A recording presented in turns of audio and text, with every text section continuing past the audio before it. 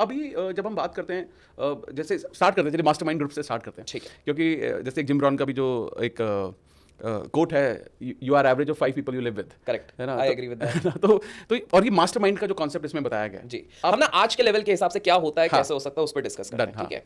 तो आप देखोगे आज के समय पे जितने भी सक्सेसफुल लोग हैं उनके रिस्पेक्टिव मेंटर्स हैं on that particular group. Example देता हूं, पॉल ट्यूडर जोन्स नाम का एक बहुत बड़ा ट्रेडर है, he is running a big hedge fund, ठीक है? ट्रेडर है, इन्वेस्टमेंट और फाइनेंस से उसके मेंटर होने चाहिए। ही क्रेडिट्स कि मेरा सबसे बड़ा मेंटर है टोनी रॉबिन्स, वो उनको साल के 12 करोड़ रुपए देते थे। अब आप लोग सोचेंगे पागल, एक मोटिवेशनल गुरु को क्यों दे रहा है 12 करोड़ रुपए? तो ट्रेडर है, बड़े बड़े पैसे, तुम्हारा उठना बैठना 500,000 करोड़ से नीचे होता नहीं है, तुम इसको।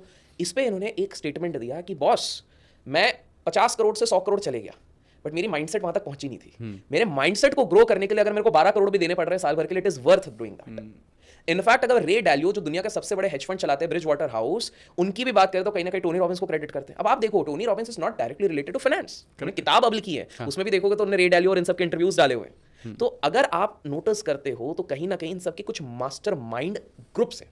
आज के समय पे अगर आपका एक सर्कल, जो आपने कहा सर्कल है, जहां पर कि आपसे भी बेटर लोग हैं in their respective domain. Simple सा एग्जांपल है, अमित भाई, आज अगर आपको एक कंपनी चलानी है, हर एंगल से देखते एक कंपनी चलानी है, आई नो आप सब कुछ कर सकते हो, बट अगर आप जीवन भर सब कुछ खुद ही करोगे, लेट्स से आपके कंटेंट चले, मैं ही एडिटिंग करूंगा, मैं ही थंबनेल बनाऊंगा, मैं ही टाइटल बनाऊंगा, मैं ही एसईओ करूंगा, मैं ही पॉडकास्ट भी करूंगा, मैं ही मैं, आप रेस्ट्रिक्ट कर लोगे अपने ग्रोथ।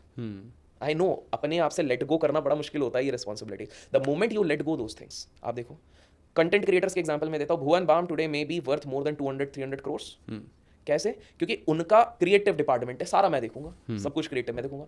अमित या रोहित नाम है जो उनके मैनेजर है, भाई कमर्शियल कैसे करना है मुझे नहीं पता। अब देखो रोहित जैसे उनके लाइफ में आया है तो क्या हुआ, उनकी सीरीज आई, प्रोडक्शन हाउस बना, मूवीज आई, बड़ी बड़ी डील्स आई, डिंडोरा वगैरह सब उसके बाद एग्जैक्टली। तो ये ग्रोथ हुई, तो कंटेंट क्रिएटर को भी लगा ये वाली चीज। Same with Prajakta also, Prajakta ने भी एक एजेंसी ज्वाइन करी, एजेंसी ने हेल्प करा, इन्हें क्रिएटिविटी लगाई, दोनों साथ में मूवीज में पहुंच गए, सीरीज में पहुंच गए, मूवीज में पहुंच गए। तो एक कंटेंट क्रिएटर को भी लगा। बिजनेस में अगर बात करा जाए, हाल फिलहाल में 5,000 करोड़ की एक शादी हुई, उसी बीच में उनकी कंपनी ने 16,000 करोड़ कमाए। कैसे? जब पूरा परिवार 55 दिन तक एक ही शादी पे लगा और वो शादी खत्म ही नहीं होती है, हो सकता है 2050 तक भी चले, बट स्टिल पैसा कमाया जा रहा है। क्यों? बिकॉज उनके पास मास्टरमाइंड ग्रुप है।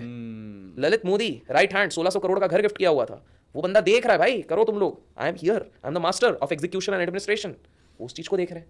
बड़ी सी बड़ी कंपनी एक बंदा नहीं चलाता है, देयर आर।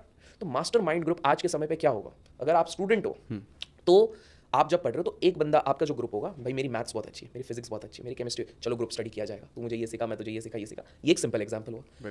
बड़े हो गए, आप एम्प्लॉय स्टेट पे गए हो, तो अब क्या चाहिए यार, एक बंदा बड़ा पॉजिटिव हमारे इसमें, कभी भी वो वाइब गिरने नहीं देता। एक बंदा बड़ा इंट्रोवर्ट है लेकिन कैलकुलेटिव बहुत है, खर्चे बचा लेता है किसी तरह। तो भाई कोई बोलेगा उधर पार्टी करेंगे, नहीं उधर 5,000 लगेंगे, उससे ज़्यादा मजे इधर आएंगे, 2,000 में इधर चलेंगे। तो इस तरह से बंदा आ गया, नेगेटिव नहीं है, वो इंट्रोवर्ट है लेकिन उसको सब कैलकुलेशन आता है, वो बंदा आ गया।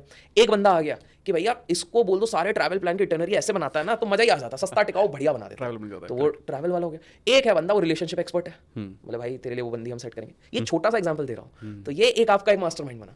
इन डिफरेंट, एक चीज याद रखिएगा, लाइफ हमेशा ट्रांजिएंट है। आज आप लाइफ में जो हो, 5 साल बाद वो नहीं रहोगे। ये लोगों को एक्सेप्ट करना सीखना पड़ेगा। ये एक्सेप्ट नहीं कर पाते, लड़की बोलती है बॉयफ्रेंड तुम पहले तो ऐसे नहीं था वैसे हो गए, भाई वो भी अपने प्रोसेस के साथ इवॉल्व हो रहा है। तो अगर आप यही चाहोगे कि वो पुराना वाला ही रहे, उसकी कोर प्रिंसिपल्स पुरानी रहनी चाहिए, लेकिन वो इवॉल्व होगा, तो यू आर ऑल्सो इवॉल्विंग, आपको समझ में नहीं आ रहा है तो वो चेंज होगा। तो एवरीथिंग इज ट्रांजिएंट, बट अगर कोर प्रिंसिपल्स, एक ग्रुप आप एक बनाते हो जिनके कोर प्रिंसिपल्स अलग हैं और उन सारी चीजों को आप मिला देते हो, जो बोलते हैं ना 5 उंगलियों को मिला दो तो ही मुट्ठी बनती है, तो ये मास्टरमाइंड ग्रुप है। इसका एक बहुत क्लासिक एग्जांपल है जो इसी किताब से रेफरेंस है। हेनरी फोर्ड को एक बार कोर्ट में बुलाया जाता है, मुकदमा चला दिए जाते हैं कि भैया ये मोनोपोली, क्योंकि यूएस हो या इंडिया हो ये बड़ा है, मोनोपोली अगर किसी की चल रही है भाई तोड़ो तोड़ो तोड़ो। तो हेनरी फोर्ड को कोर्ट पे बुलाया गया, कोर्ट पे खड़े हो गए, तो उनसे ना लॉयर अजीब अजीब सवाल पूछ रहा है। वो पूछ रहे हैं कि भाई नेपोलियन ने हमला कब किया था बताओ। फिर उसके बाद हरासमेंट चल रही है ओपन सभा में 1.5-2 घंटे तक, दे दनादन सवाल पे सवाल चले जा रहे हैं सर, और हेनरी फोर्ड को कोई आंसर नहीं आ रहा। बताओ 1800s में साइंटिस्ट ने क्या निकाला था, ये किसने बनाया, कोलेरा को कैसे रोका गया, ये कुछ नहीं। फिर उन्होंने शांति से ना एक चीज़ बोली, रुको भाई, पूरी ऑडियंस भी नेगेटिव हो रही थी अभी। बोले भाई मेरे ऑफिस के टेबल के नीचे 3 बटन है, मैं एक बटन दबाऊंगा दुनिया का बेस्ट हिस्टोरियन मेरे सामने हाजिर हो जाएगा, दूसरा बटन दबाऊंगा बेस्ट साइंटिस्ट हाजिर हो जाएगा, तीसरा बटन दबाऊंगा बेस्ट तुम्हारी ये जितना भी एकेडमिशियन ज्ञान है वो हो जाएगा। जब ये सारी चीज़ों के लिए मेरे पास एक मास्टर माइंड ग्रुप है तो मैं अपना दिमाग इसमें क्यों फोकस करूं, मैं स्ट्रैटेजाइजिंग पे, जो मेरा फोटे है स्ट्रैटेजाइजिंग एंड ग्रोथ, उसी पे वर्क करूंगा, इमेजिन करूंगा, स्ट्रैटेजाइज करूंगा, ग्रो करूंगा। और फिर ऑडियंस ने तालियां बजानी शुरू कर दी, बोले बात तो सही है। तो पॉइंट ये है, why you need a mastermind is because you can not be expert in everything. आज के समय में ऑब्वियसली थोड़ा थोड़ा सब पता होना चाहिए, आप एक्सपर्ट नहीं हो सकते। जब आपके पास ये सारी चीजें होंगी आज, तो किसी को भी लाइफ में आज सक्सेसफुल होना है, चाहे सेलिब्रिटी बनना है, इन्फ्लुएंसर बनना है, बिजनेसमैन बनना है, एकेडमिशियन बनना है, गुड कंपनी रेस करना है, कुछ भी करना है, यू नीड अ मास्टरमाइंड। और अगर आपके पास अभी भी नहीं है, try to create imaginative mastermind. Okay, great. So कैसे हो सकता है? आप में कोई दर्शक है, कुछ किताब देखी, कुछ वीडियो देखे, वो इंस्पायर हो गए स्टीव जॉब से। स्टीव जॉब्स अभी जिंदा नहीं है, गुजर चुके हैं, एप्पल के जो फाउंडर थे। बट आपने देखा यार, स्टीव जॉब्स की एक बात अच्छी थी, ये ना हार नहीं मानता था और पलट के बाहर पॉजिटिव वे में करता था। उसकी कंपनी से निकाल दिया था, लेकिन उसने ठान ली थी मैं एक दिन अपनी कंपनी वापस टेक ओवर करूंगा। 10-15 साल दूर रहा, लेकिन उसने वापस अपनी कंपनी टेक ओवर करी। तो यार ये बंदा मेरे एक ग्रुप में रहेगा इमेजिनेशन में, मैं इससे ये वाले एट्रीब्यूट्स लूंगा। फिर दूसरा आपने क्या देखा? महात्मा गांधी जी बिना हिंसा किए देश को आज़ाद कर दिया, बिकॉज एक थॉट बना के चला, मैं बिना हाथ उठाए इस देश को आज़ाद करूंगा। महात्मा गांधी जी भी इस प्रिंसिपल पे रहेंगे कि भाई ऑनेस्टी इंटीग्रिटी के साथ भी हम ये सारी चीज़ें भी कर सकते हैं। बट तीसरा, आपका ही मास्टरमाइंड ग्रुप है ना, आप ले लो कि भाई मैं शिवाजी महाराज को भी लूंगा कि भाई ब्रेवरी, किस तरह से लड़ जाओ, कुछ भी हो जाए आपको डटे रहना है, मैं इस तरह भी लूंगा।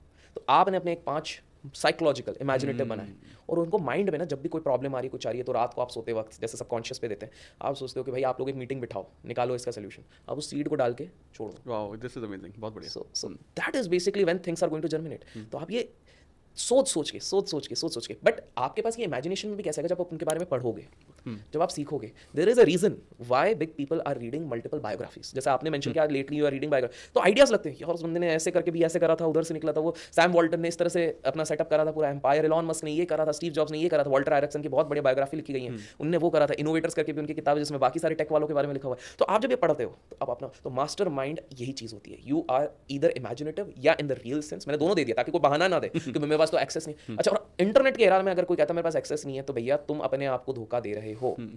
आपको पता है कुणाल शाह ने अपने एक इंटरव्यू में कहा था, क्रेडिट के जो फाउंडर हैं, हमारा जो सबसे बेस्ट एडिटर हमने हायर कैसे किया था, उसने लिंक्डइन पे मेरे को अप्रोच किया, मैंने उसको बोला कि भाई 12 घंटे तेरे पास, मेरे को ये एडिट करके दे, मैं देखता हूँ क्या करते हैं। उसने 10 घंटे के अंदर दिया, he was hired, no qualification, nothing seen. क्या था? एक पोस्ट। आज आप देखोगे इंस्टाग्राम स्टोरीज पे काफी लोग अपनी रिक्वायरमेंट्स डालते हैं, आप करो तो सही, एक्शन लो, एक्टिव करो। तो ये कहना कि मेरे पास एक्सेस नहीं है, दिस इज बुलशिट।